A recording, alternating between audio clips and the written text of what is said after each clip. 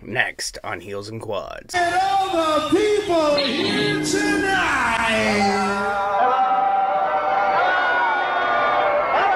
Welcome back, Heels and Quads Media here on YouTube. I'm Tommy, and I'm back with the finale of the Van Halen ranking video series. I've gotten a lot done this week. Got the final 3 done. Well, 3, 2, now 1, final 3.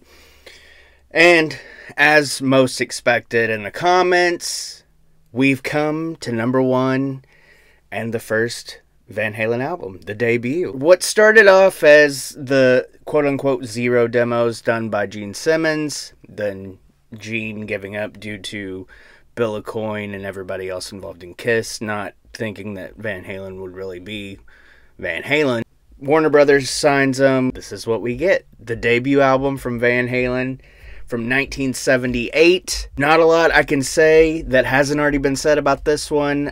We did a live video about the debut album, I think last year. You can find that here, so if anybody was shocked, the video was there. There was visual proof that this was going to be number 1 on my list. And I don't think it's, I mean, who cares what I think, number 1, but also it's not a secret. As much as I love 1984, it is not this. This is a perfect album. Start to finish, you're not skipping any songs. If you love rock music, chances are you know every song on this album. It is not only a perfect record, it is the best. And I'm looking right at you. I don't care what anybody says. This is the best debut album of all time. Not Guns N' Roses' Appetite for Destruction. This is the greatest debut album of all time. But before I do give you my least favorite, and honorable mention, make sure you like this video, subscribe to the channel. Tell me what you think about the debut album. Is it the greatest debut album of all time? Like I said. Or do you think, maybe you think Appetite for Destruction's a better debut album? And I mean, obviously there have been great debut albums in rock, pop, rap, country, whatever your flavor of genre of music. But this to me is numero uno. Like Arnie. Like Arnold Schwarzenegger. Numero uno. I mean, like I said, top to finish, it's the opening of Running with the Devil, to open with your debut album with a song called Running with the Devil. That, yeah, and then one of my favorite, it's so simple, don't, bring down, wapa, da. How iconic is that opening? And then you go into the most, it's unmatched. I don't care how many hours you've spent trying to learn Eruption, which me, 0, because I know I'll never be good playing on a guitar as Edward Van Halen, nor would I even care to even come close. I don't even want that responsibility. I would never want to ever be that good. I mean, that's just musical genius in and of itself. Eruption is, to compare this to a band that I really don't like, Lynyrd Skynyrd, Eruption is to Van Halen as Freebird is to Lynyrd Skynyrd. And I mean that because, like I said, anywhere you go, you could go see any local band, the guitar player, if they do a solo, chances are it's gonna at least involve Eruption to some extent, and they're gonna try to tap, and it's gonna pale in comparison to one Edward Van Halen. Then, I mean, you just keep going. Then it goes into You Really Got Me, which is a cover. And it's one of the greatest covers of all time. You Really Got Me. It was the first song they played when I got to see them live. I will forever love that song and this version. The Kinks version is also great. Ray Davies is a genius as well. Then you get Ain't Talking About Love, which, spoiler alert, is my favorite song on this record. I know it's an obvious choice, but it's one of those, like Panama, like Jump, like Hot for Teacher, like Dance the Night Away, and you name it. It's a signature song. Ain't Talking About Love, that opening riff from Edward Van Halen is signature. It is the signature sound of Van Halen. You hear that, you know it's Van Halen. I mean, a kid could tell you it's Van Halen. Feel Your Love Tonight, and the harmonies on that. I can't wait to feel your, I can't wait to feel. Perfect. Good, great. It's so great. I can't say how amazing this is. I'm the one you love. Atomic Punk. It's so in your face and just unapologetic rock music. It's how am I supposed to pick a least favorite? I'm not. I can't do a least favorite on an album that's perfect. This is a perfect record. I don't care. You can say in the comments what's your least favorite song from this album.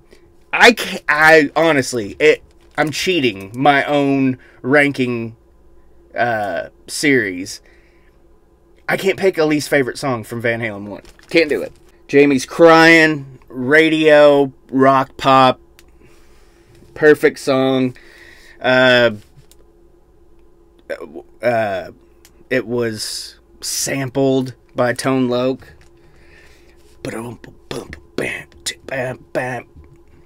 Wow, wow, Wild Thing. Tone Loc, also known as Jamie's Crying. The drum and the riff.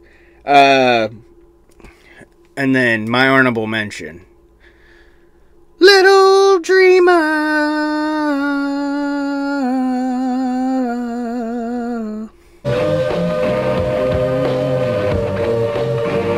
When I heard that song live, I was like, holy crap, this is, I think Little Dreamer is the most unappreciated Van Halen song. Ice Cream Man, it's fun. You know, Dave always has his blacklight poster in your friend's basement, rolling a doob on a vinyl. It's so cool because it's just boom, ba-doom, ba-doom, ba-doom, ba-doom, ba-doom, just simple. And then, you know, the band kicks in and it's full blast for the end. And then to wrap up an album with a song like On Fire. I'm on fire! That's balls, man. You open with Running with the Devil, and then you close with a song called On Fire. And then you go on tour, you open for Black Sabbath, you crush them, take their fans, and then you go back in the studio, you record and release Van Halen 2, you keep going, and it's just amazing how much, and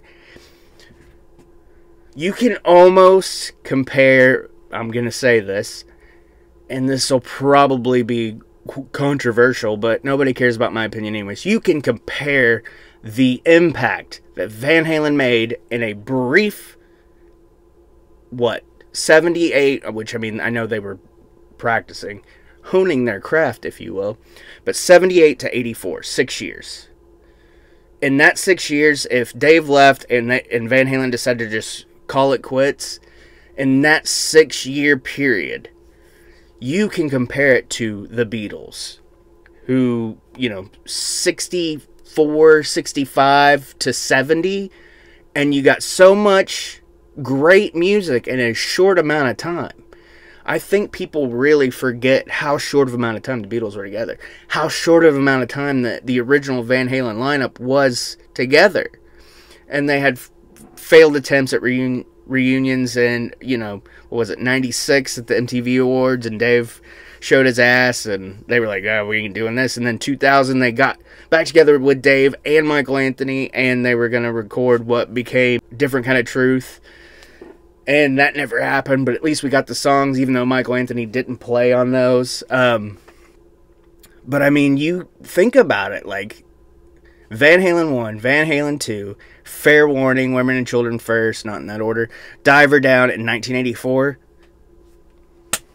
I mean, I know Diver Down has a lot of covers, but the Beatles had a lot of covers too. Think about that for a second. I mean, a lot of their songs were what they were hearing, you know, the blues songs, and same with the Stones, blues songs and all the rock and roll from America they were hearing with Elvis and Jerry Lee Lewis and Chuck Berry and Little Richard and all those great timeless artists.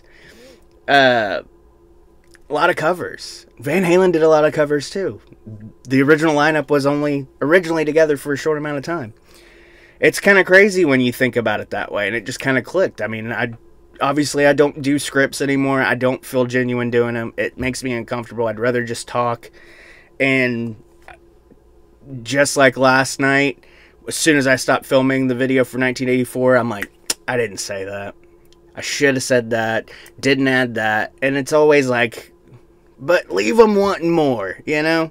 Leave myself wanting more. Because then, you know, in a few years, if I want to redo my Van Halen ranking, which I don't think I will, but who knows? My musical taste could change again, and 1984 could be number one. But, again, make sure you like this video, subscribe, comment down below. Do you agree with what I said about Van Halen and the Beatles? Can you compare the two? Are you offended by it? Let me know in the comments. And, of course, tell your friends, tell your enemies, and I'll see you next time.